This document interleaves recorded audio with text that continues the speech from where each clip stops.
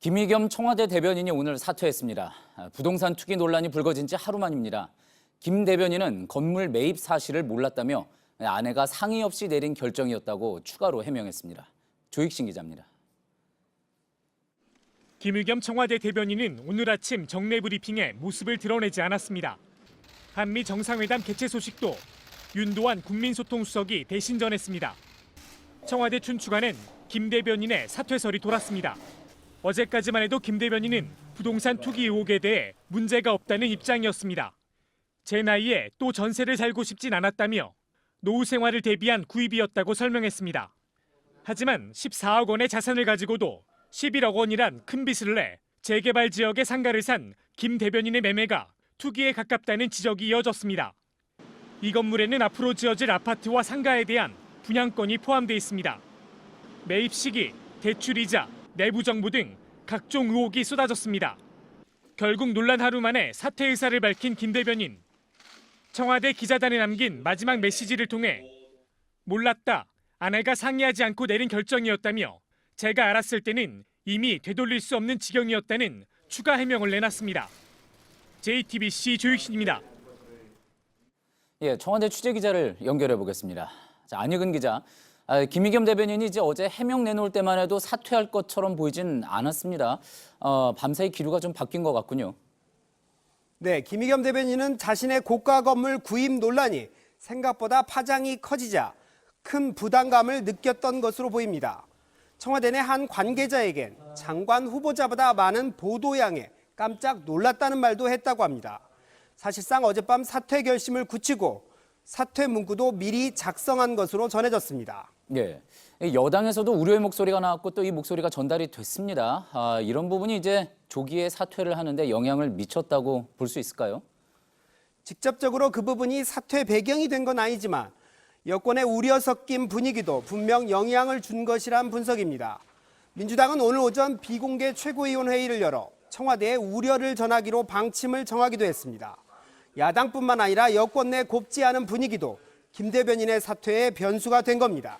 예, 지금 이제 장관 후보자 임명 앞두고 있습니다. 그리고 이제 보궐선거도 며칠 남지 않았고요. 그러다 보니까 이런 전국에 불똥이 튈 수 있는 민감한 타이밍이기 때문에 아무래도 사퇴를 결심하는데 영향을 줬을 거다. 이런 이야기도 나오는 것 같습니다.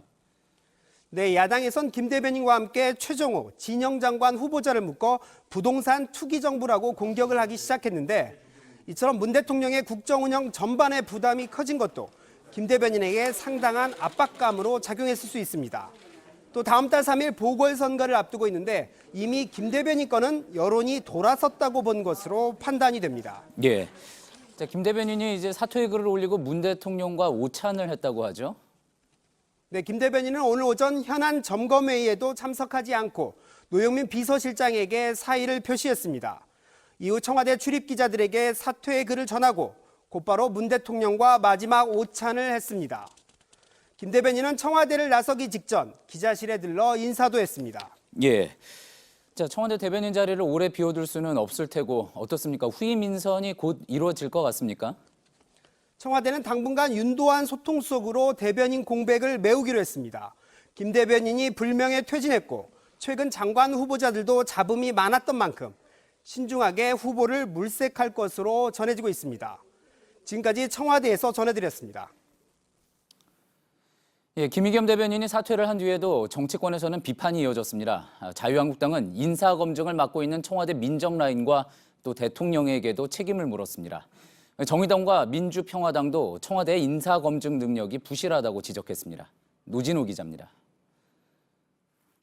자유한국당은 김의겸 대변인 사퇴 소식이 전해진 지 14분 만에 논평을 내고 사의 표명으로 끝날 문제가 아니라고 강조했습니다. 그러면서 참모 관리를 제대로 못한 문재인 대통령에게 잘못이 있다고 주장했습니다. 오늘 오전 운영위 소집을 요구하며 청와대를 압박했던 나경원 원내대표도 오후 직접 청와대를 겨냥했습니다. 조국 수석이나 이런 인사 관련자들의 책임은 물론 머리인 대통령께서 사과하셔야 된다고 생각을 합니다. 공직자 감찰 업무를 맡고 있는 민정수석실 등 청와대 검증 시스템에 문제를 제기한 겁니다. 바른미래당은 떴다방 대변인의 최후라고 말했고 민주평화당은 사퇴는 당연하다고 평했습니다. 정의당도 불명예스럽게 물러나지만 부동산 투기로 통장 잔고는 넉넉해질 것이라며 왜 청와대 인사검증 눈높이는 국민 눈높이를 따라갈 수 없느냐고 했습니다. 침묵하던 민주당도 비판 입장을 냈습니다.